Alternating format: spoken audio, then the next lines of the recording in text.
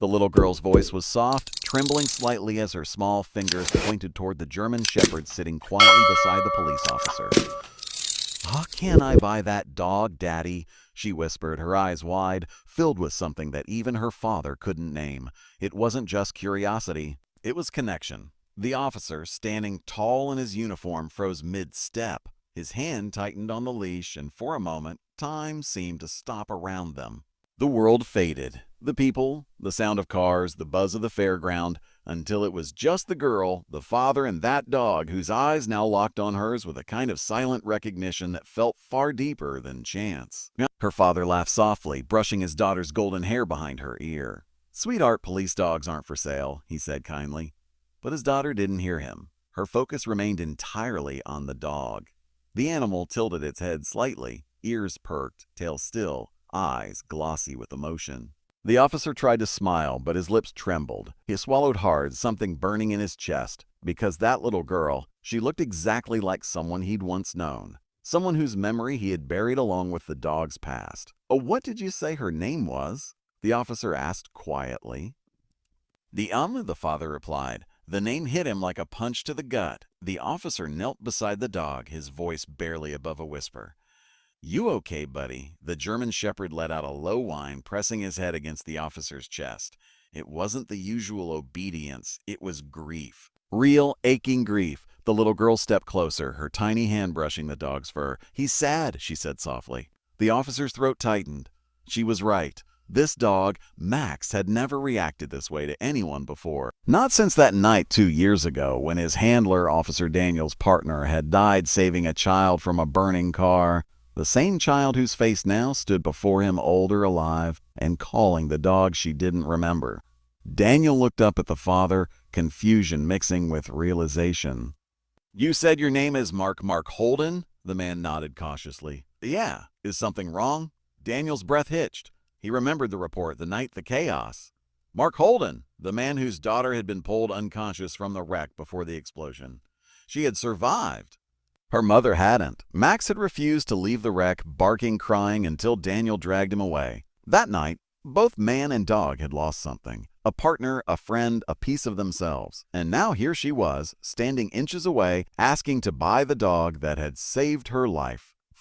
The father's smile faded as he noticed the officer's trembling hands. "Is everything okay, officer?" he asked gently. Daniel forced a nod, blinking rapidly to hide the emotion welling up. "Yeah, it's just, this dog has been through a lot," he managed. Emma looked up at him with big eyes, her hand still on Max's head. "He remembers me," she whispered suddenly. Daniel froze again. "What do you mean?" he asked. "He knows me. I can feel it," she said. Her innocent words sent chills down his spine. Max had begun to wag his tail slowly, something he hadn't done in years. His eyes were no longer sad, they were alive. Daniel couldn't speak. His throat locked. The air felt heavy with memories. He remembered the moment Max had stopped eating for days after that night, the way he would sleep near the empty bed where Daniel's old partner used to rest.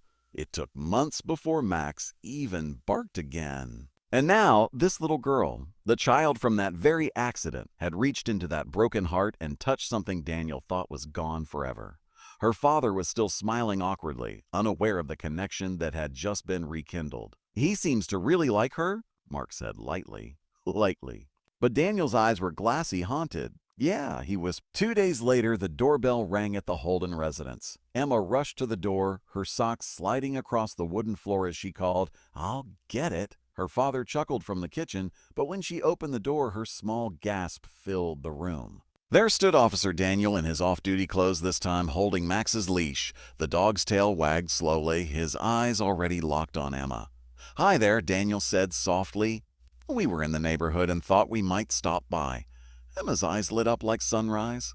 "You brought him," she cried, dropping to her knees. Max instantly pushed his head into her arms, whining with joy. Daniel's chest tightened as he watched the scene unfold. This time, he didn't stop the tears. Mark joined them at the door, wiping his hands on a towel. "Officer Daniel, right? What a surprise." Daniel nodded politely. "I hope it's okay. I thought Max could spend some time with Emma. He's been different since that day." Mark's smile softened. "Of course." Inside the warm house, Family photos lined the walls, and as Daniel's eyes wandered, they landed on a picture that froze him in place. A younger Mark, his late wife, and baby Emma. His throat constricted.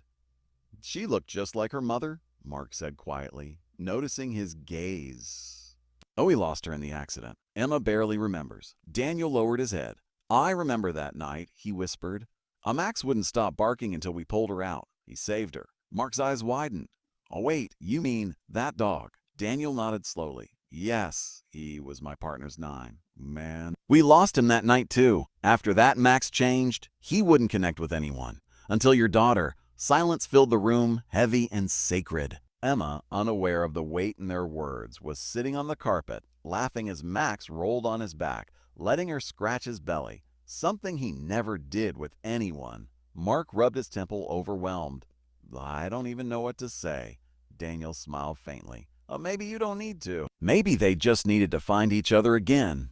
Over the next few hours, Emma and Max were inseparable. She showed him her toys, read him stories, even tried to feed him cookies until her dad stopped her. The dog followed her everywhere, from the living room to the garden, always a step behind, always watchful. Daniel watched quietly, his heart heavy but full. For the first time in years, Max looked alive again. His tail wagged, his ears perked. He barked when Emma giggled. The officer felt something inside him heal, a wound that had long defined him. It wasn't just about duty anymore, it was about fate's mercy. Two souls that had once shared a tragedy were now rewriting its ending. When it was time to leave, Emma's smile faded. "Oh, do you have to take him?" she asked, her voice trembling. Daniel crouched beside her. "He's my partner, sweetheart. But maybe we can visit sometimes." She nodded, though her eyes glistened. Max refused to move. The leash pulled tight, but he stayed rooted beside her. Daniel sighed softly. "He's never like this with anyone," he murmured. Mark knelt down, stroking the dog's fur. "Maybe he belongs here now." The words caught Daniel off guard. He looked at Mark, then at the little girl who had unknowingly reopened both their hearts. Could he really let Max go?